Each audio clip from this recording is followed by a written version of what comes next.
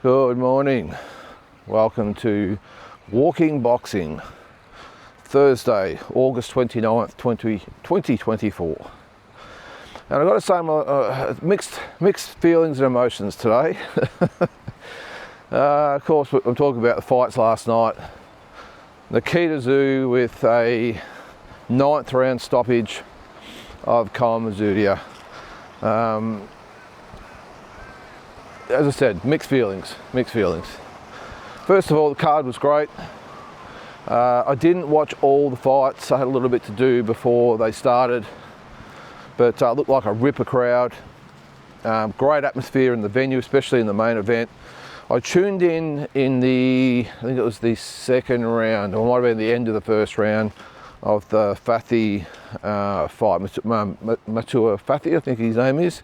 Good young prospect, trained by Billy Dibb. Gave a shout out or a call out to Benjamin Hussein after the fights. I think that will be a good matchup. Then who was after that? The girls, I think was after that. Jazzy Parr with the victory over the Thai. Just a good solid win for Jazzy. I don't think she really hit any highs in the fight. I thought the Thai girl was very, very tough. Jazzy Parr just did what she had to do to win. Almost had her out of there a couple of times. So look, just a good workwoman-like. That's what you got to say these days. I don't know. But yeah, pretty good performance considering it was a late replacement. So I'm sure she'll go on to some bigger and better things. Jazzy Parr, I think she's got all the talent and image, or whatever you might want to call it, her personality, to really get Australia behind her. And I did read an article yesterday as well that she was maybe looking at maybe a possible challenge down the track of Sebastian Fundora's sister. So we'll see what transpires with that one. Into the main card, good wins early. Billy Polkinghorne was pretty dominant in his win. The controversial one was Sunday night over Laban Stringer. Ripper fight. Now look, I must admit, when I was watching it, I thought that it was close and didn't really have a problem with the result, but I was doing the live watch along at the time, so I was answering questions, talking, going back and forth, so it wasn't giving it my 100% attention. But the feedback on the watch along was that Laban Stringer was ripped off. Now Sunday night, by the way, it was pretty obvious that he was the house fighter. There's no doubt about that. And I thought he looked really good early. But from what I saw, yeah, Laban Stringer, tough as nails, kept coming, and was devastated after the fight. But the good news about that is, I mean, I did see Matt Rose in the change rooms after the fight. He'll get another crack. Promoters like No Limit love fighters like Laban Stringer who'll fight anyone, and when they do fight, they give it their all and really bring it. So he'll get another opportunity. Then what was the other fight on there? Am I missing? Oh yeah, Durran Gurra Truella with the decision win over is it Reynolds? Jensen. What was his first name? Sorry, I apologise. Last name Jensen, Carl Jensen, I think it was. Again, a little bit controversial. A lot of people thought that Jensen might have got it. I thought Truella did enough. I thought maybe best case for Jensen it might have been a draw, but I gave Truella 4 of the 6 rounds, and he had to work for it. Make no mistake about that. It was a tough fight for young Durran Gurra. But plenty of ability. I wouldn't mind him working a little bit more on his defence coming in. He got a little bit impatient and started to rush it a little bit and got nailed. But Jensen was pretty slick. Real cagey sort of southpaw. I'd never really heard of him before, and I thought he conducted himself very, very well and almost could have pulled off a draw, if not a win. But I'll just cross the road here. He was crossing it regardless. So they were the 3, I suppose you would call them the prelims on the main card. But into the main fights, and what a fight it was, the first one. Connor Wallace with a 12-round decision over Jerome Pampalone. Both guys just elite fighters. Pampalone was coming off the loss to Zinad.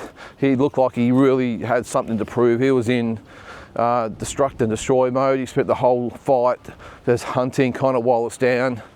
Connor Wallace, I thought, boxed beautifully. He really boxed well. He was under duress a few times. He was pinned on the ropes. Pampalone was letting those bombs go. But I thought he adjusted really well. Pampalone, I think the main issue I saw with Pampalone was that he was really telegraphing his punches. He wasn't setting the punches up. It was pretty much just go after him and just throw big right hand bombs. And I think with an elite fighter like Connor Wallace, with an elite team in the corner who could pick it up, that was very, very easy to read. And I thought that after a while he become very, very predictable. Connor Wallace started to really anticipate what he was doing and making him pay. Some really good counters by Connor. Look, I won't say it was an absolute stellar performance from Connor Wallace, but he just did exactly what he needed to do. He got on his bike a little bit from long range, used his jab.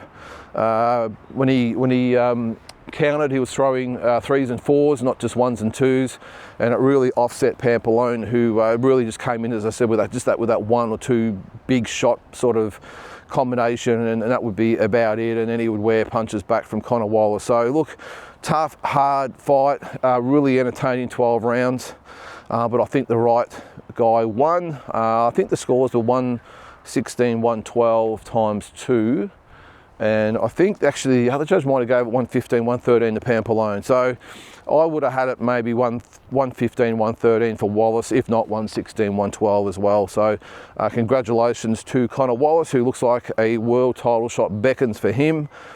I'm not quite sure when he'll get his opportunity, because of course we've got Beterbiev and Bivol fighting in October. That'll be for all the belts, and then depends on what they do after that. They might want to fight Benavides, they might want to fight Morrell.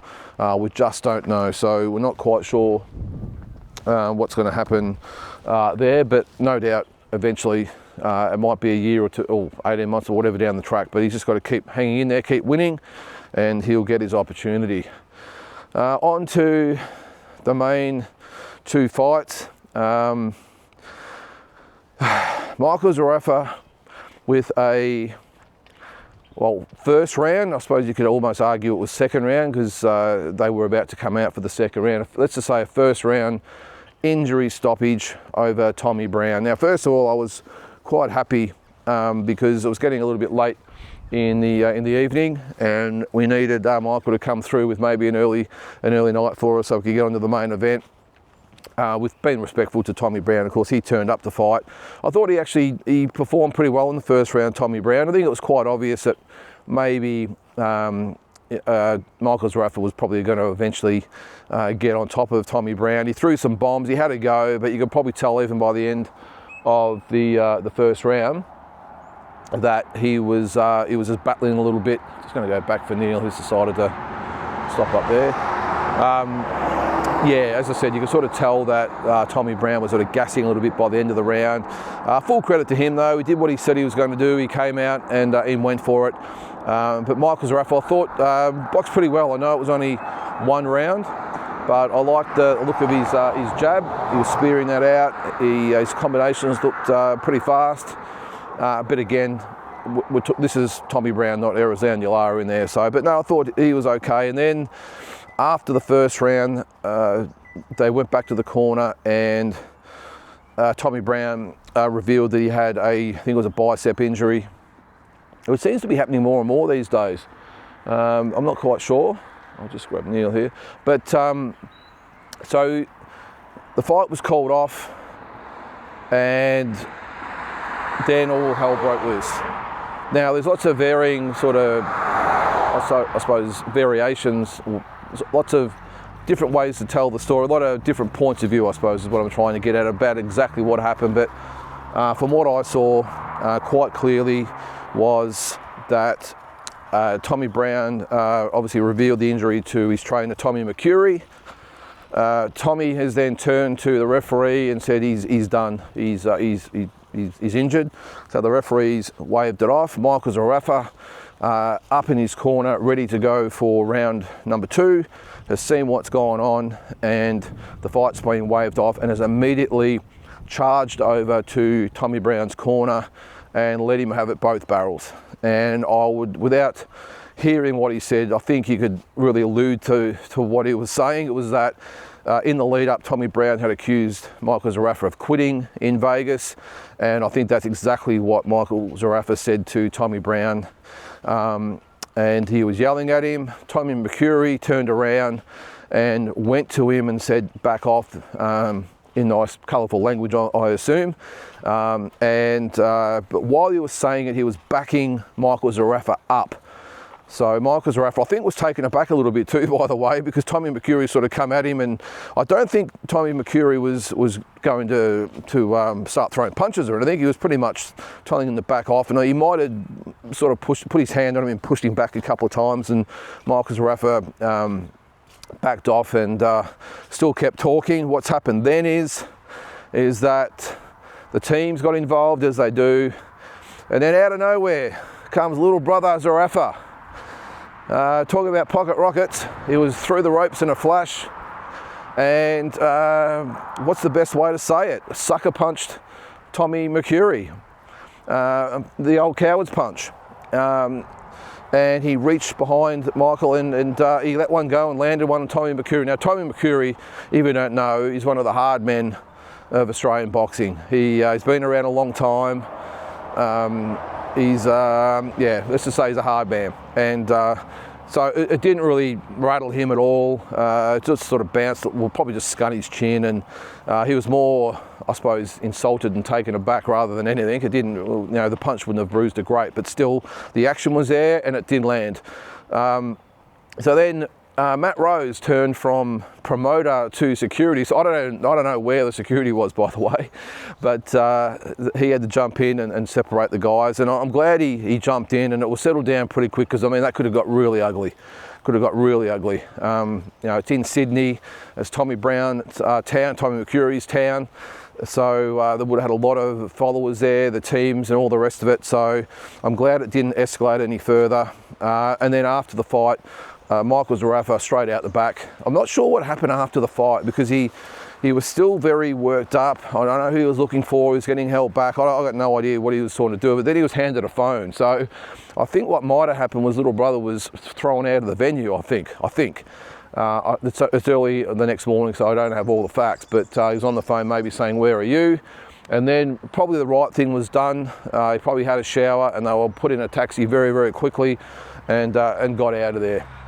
Now, I know there's lots of people on social media last night saying he ran, he was scared, he got out of there. I don't think that was necessarily the case. I just think the promoters and all concerns probably said, look, Tommy Brown and Tommy McCurry have got a very, very passionate support crowd up here.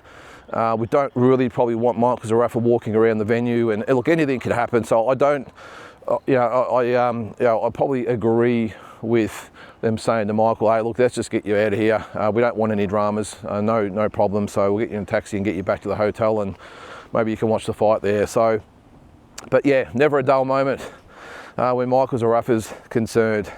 But I'll be interested to see what happens as far as sanctions, fines, charges. Who knows? I mean, it's right there in 4K on Main Event TV that Zarafa's little brother punched Tommy McCurry. I won't say unprovoked, but that doesn't matter. He laid hands on him, so I'm assuming he will get sanctioned and penalised and whatever else. So on to the main event. Actually, one thing that did do, by the way, got the crowd really worked up, and that's exactly what all concerned probably wanted, because of course he was asked about Nikita after the fight and said he wanted to fight. I thought Michael was actually quite good in the ring. I think he just said, all things aside, I hope he wins and we can get it on down the track. So I thought that was okay, especially considering the circumstances that were going on at the moment. But yeah, on to the main event. Now, this is where I've got the mixed feelings today. Really happy for Nikita Tszyu. I'm a big fan, but geez, I'm a very, very frustrated man this morning. I really am. Really happy that, of course, he got the win. I thought he was absolutely superb for 5 rounds, but after that, he went back to that Nikita that I thought, or I was hoping we'd seen the last of. And I'm sure today it wouldn't just be myself and maybe a few of his other fans out there that are frustrated. It would be his team and probably more so himself. He reverted back to that fighter that fought Ben Horn very early in his career, and most recently Jack Brubaker, Danilo Creati, where he was brilliant for 5 rounds. I thought he did everything that he had to do, that he needed to do. The strategy was fantastic as far as just letting Koen Mazoudier come to him, stand off at a distance, and then just pick him apart and just don't be there for the retaliation. And that's what I said in my preview about it as well. That's what he, in my opinion, that's what he needed to do.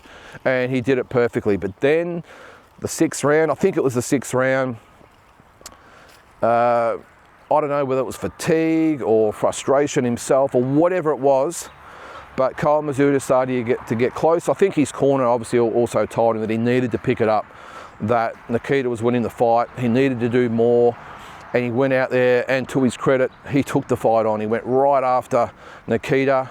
Yes, he was still taking some punches, but he really was looking for that right hand. And I think, and I said it during the watch along, that no doubt in his mind that he knew that Nikita Tszyu can be got to, can be frustrated. I'm just going to get Neil here because he's decided to go into the bushes. Oh, there's those spikies, one of those spiky things there, those vines. Jesus, now it's got me. The things we get up to, on our walks. But and I think he just knew that Koen Mazoudier knew that Tim Tszyu was gettable, and he was prone to being rocked and prone to being hurt, and he would not stick to his plan, and he would deviate, and he would engage with Koen and give him a better chance to win. And that's exactly what happened. Koen Mazoudier pushed after Nikita, looking for the right hand, and as I said, yes, he was taking some punches, but Nikita was starting to slow, he was starting to trade, and more importantly, most likely fatiguing as well. And the whole fight changed. It really did. This way, buddy. Yeah, the whole fight changed, and all of a sudden, Nikita went from this slick, precise, a really impressive performance to just standing in the trenches with Koen, trading, getting nailed. Look, it was entertaining, don't get me wrong. They were head to head, shoulder to shoulder, both digging to the head, to the body, hooks, uppercuts, body shots. It was great for the fans. But I'm probably more looking at through another lens of, okay, if I'm in this corner, what am I looking for? And I'm certainly not looking for that. That's where I was frustrated. He refused to clinch, he refused to hold, he refused to turn Koen. He refused to simply just take his time and step back and do what was working so well for him in those first 5 or 6 rounds, and that's just pick Koen apart. And as a result, Koen's confidence grew even more. He was getting close, he didn't have to chase Nikita anymore. He wasn't getting timed with those really good counters, because Nikita was just standing right in front of him and just trading with him. So it gave him a much better chance or much better opportunity to win. So at this point, I'm trying to hold it together because I'm, of course, doing the watch along.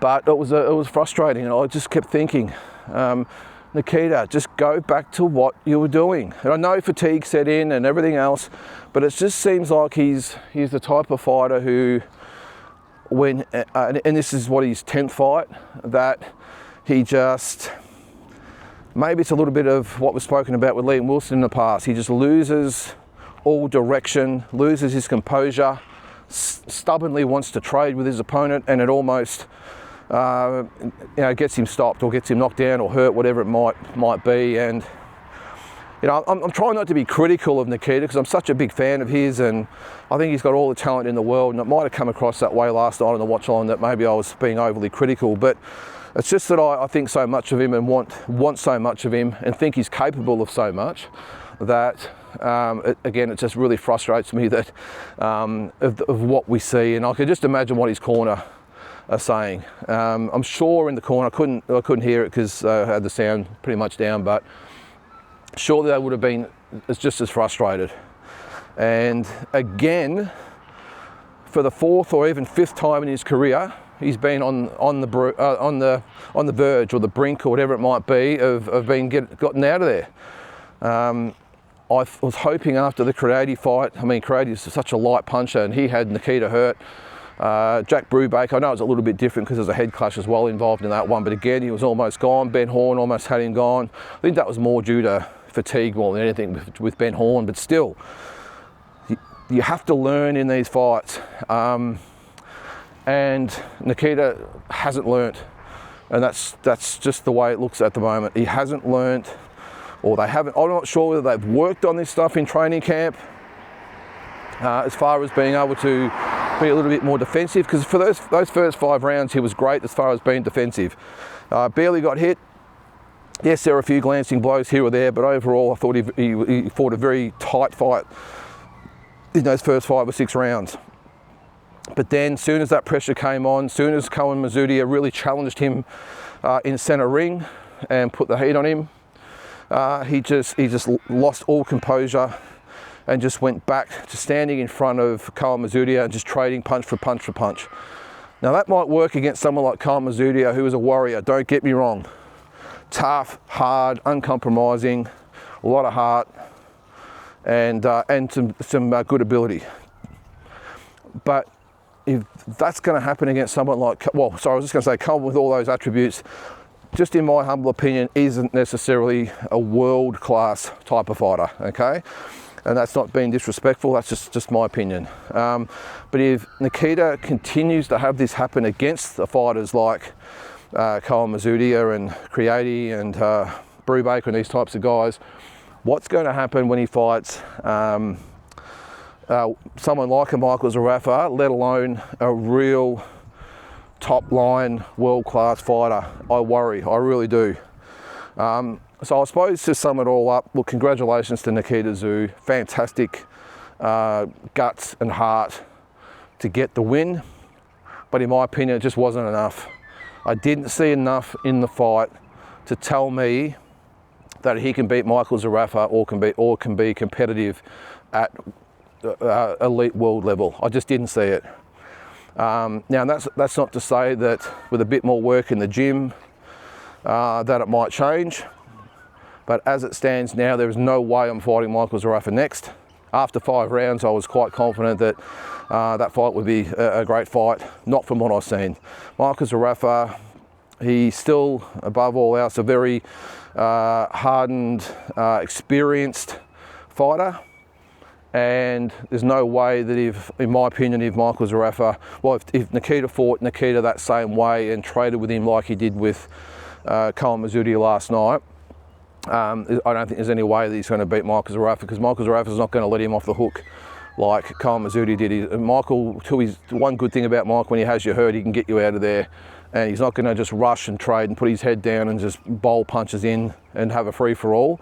He's going to be a bit more precise about it, hence 37 fights against some good opposition, and he's going to sharpshoot, and he's not going to let Nikita Tszyu get away with what he did last night. So in my opinion, I think Nikita is at least 5 fights away from someone like a Michael Zarafa, as I said, let alone onto the world stage. And it's a little bit interesting, a few people said it last night in the chat, and it made a lot of sense, that with a brother like Tszyu in his camp and a trainer like Igor in his corner as well, why he isn't a little bit more defensively sound or IQ. Now, all things aside with everything, Nikita, super talent, can punch, he's fast, great footwork, overall skills, he has all that. But what he doesn't have, for what it seems at the moment anyway, is boxing IQ. And as I said, I don't know whether they've worked on this stuff in training camp. Just those 1%ers, the stuff that you should be teaching young kids, or at least novice or pros, whatever it might be, that to learn when you're in trouble or fatigued, to learn how to give yourself a little bit of room, maybe take 30 seconds off, get on your bike a little bit, regroup, get your breath back, get your composure back. clinch, hold, move, turn, whatever it might be. He just doesn't seem to be able to do any of that under pressure. Now that's, whether he can do that, that's up to him and his team, but he needs to be able to do that if he's got any chance whatsoever at competing at the elite level. Now again, I'm more frustrated by the whole thing, because I just think he's such a great talent and can be an elite fighter. But unfortunately, unless, probably a bit like Liam Wilson, unless he changes his ability to not be able to change tact and survive and show that boxing IQ under pressure, it's not going to happen. It's not going to happen. And I think Zarafa, watching that fight last night, would have been pretty much licking his lips. He would have been a little bit concerned in the first 5 rounds, I think. But I think in the last 5 rounds, I think he would have been pretty happy with what he saw. So look, I'm sure he'll go back to the gym. He'll work on this sort of stuff. But as I said, in the meantime, he needs to get better. It's as simple as that, and work on things and listen to his trainer, listen to Tim. If Tim's in his ear as well, I'm sure Tim would have been watching that fight and would have been just as frustrated as we all are today. So again, this is not a crack at Nikita. I just want what's best for him, but he needs to work on these things, or as I said, I fear that it's not going to end well at some stage with someone that's a little bit more polished and than Koen Mazoudier is. But he was a warrior as well. Full credit to Koen. Great performance by him. Showed a ton of heart and really dug in. I was a little bit skeptical at the time, I must say, about the stoppage, but having looked at the replay, no doubt it was a good stoppage by the referee. He was hurt. He wasn't responding. And I think it was as I said, a good stoppage by the ref. So that is it for the review of the card. A little bit longer today, so apologies for that. But overall, great night of boxing. Really enjoyed it. No Limit continue to do their thing. And as I said, some really good matchups on the card, and I think well worth the $70, but that's arguable, I know, to a lot of people like you out there. So all right guys, we'll have a great day and we'll catch you tomorrow.